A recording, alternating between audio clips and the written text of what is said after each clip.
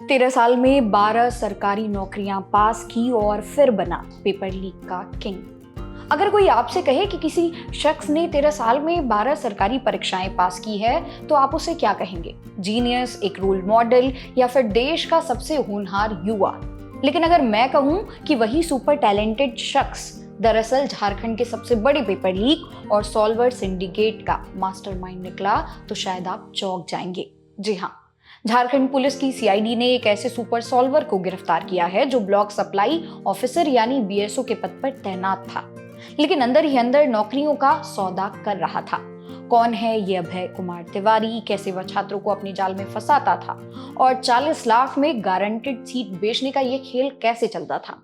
आज की इस वीडियो में हम इसी चौंकाने वाले मामले को विस्तार से समझने की कोशिश करेंगे। कहानी शुरू होती है झारखंड के गोड्डा जिले के पौड़ैया हाट से, जहां Abhay Kumar Tiwari block supply officer यानी बीएसओ के पद पर नौकरी कर रहा था। बाहर देखने पर वह एक सफल सरकारी अधिकारी लगता था, लेकिन सीआईडी की जांच में जो खुलासे हुए उन्होंने सबको सन्न कर दिया। जांच में सामने आया कि सरकारी सेवा में आने से पहले अभय तिवारी टीआरएस यानी कि data processing private limited TDPL नाम की एक एजेंसी में मार्केटिंग मैनेजर रह चुका है। और सबसे चौंकाने वाली बात यह है कि यह टीडीपीएल एजेंसी उत्तर प्रदेश में पहले से ही ब्लैकलिस्टेड है। यहाँ से अभय तिवारी ने सिस्टम की कमजोरियों को समझा और एक ऐसा खतरनाक सिंडिकेट खड़ा किया जिसने झारखंड की जेपीएससी और जेएसएससी जैसी प्रतिष्ठित परीक्षाओं की नींव हिला कर रख दी। अब सवाल ये है कि अभय तिवारी छात्रों को अपने जाल में कैसे फंसाता था। उसका पैतरा बेहद ही शातिर था। वह भोले भाले और बेरोजगार युवाओं के सामने अपनी सफलता का ढिंढोरा पीटता था। वह गर्व से बताता था कि उसने पिछले 13 सालों में एक दो नहीं बल्कि पूरी 12 सरकारी परीक्षाएं क्रैक की। जब कोई छात्र उसका ये रिज्यूमे देखता तो उस पर आंख मूंद कर भरोसा कर लेता था, और यहीं से शुरू होता था उसका असली खेल। भरोसा जीतने के बाद वह गारंटीड सिलेक्शन का वादा करता था और एक एक सीट के लिए अभ्यर्थियों से 25 लाख से लेकर 40 लाख रुपए तक वसूलता था। सोचिए, जो युवा सालों साल दिन रात एक करके मेहनत करे और उसके सपनों को ये शख्स पैसों के दम पर चंद मिनटों में बेच देता था। सीआईडी की पूछताछ में आरोपी अभय तिवारी द्वारा पास की गई उन 12 लिखित और मुख्य परीक्षाओं की लिस्ट भी सामने आई है, जिनका इस्तेमाल वह छात्रों को प्रभावित करने के लिए हथियार के रूप में करता था। जरा इन नामों को देखिए।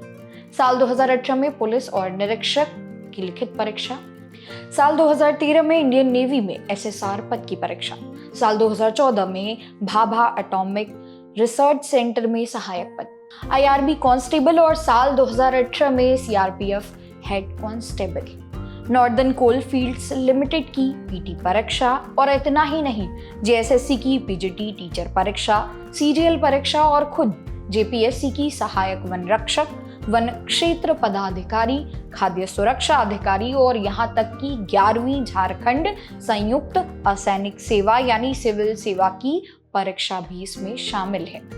यानी जिस सिस्टम को पार करने के लिए लाखों छात्र अपनी जवानी खपा देते थे, उस पर इस शख्स ने अपनी पैठ बना ली थी और उसी का इस्तेमाल धंधा चलाने के लिए कर रहा था।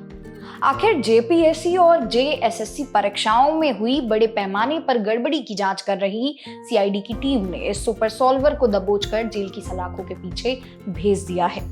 फिलहाल सीआईडी इससे कड़ाई से पूछताछ कर रही है कि इस पूरे सिंडिकेट में आयोग या परीक्षा कराने वाली एजेंसियों के और कौन कौन से बड़े चेहरे शामिल हैं। इस शातिर मास्टरमाइंड के पकड़े जाने के बाद एक बार फिर झारखंड की छात्र राजनीति और परीक्षाओं की पारदर्शिता पर बहुत बड़ा सवालिया निशान लग गया है। लाखों युवाओं का भविष्य दांव पर है, जो दिन रात एक करके सिर्फ एक फेयर चांस की उम्मीद करते थे। दोस्तों, ये सिर्फ एक अभय तिवारी की कहानी नहीं है, बल्कि यह उस व्यवस्था पर एक करारा तमाचा है जहां टैलेंट पर पैसे भारी पड़ रहे हैं।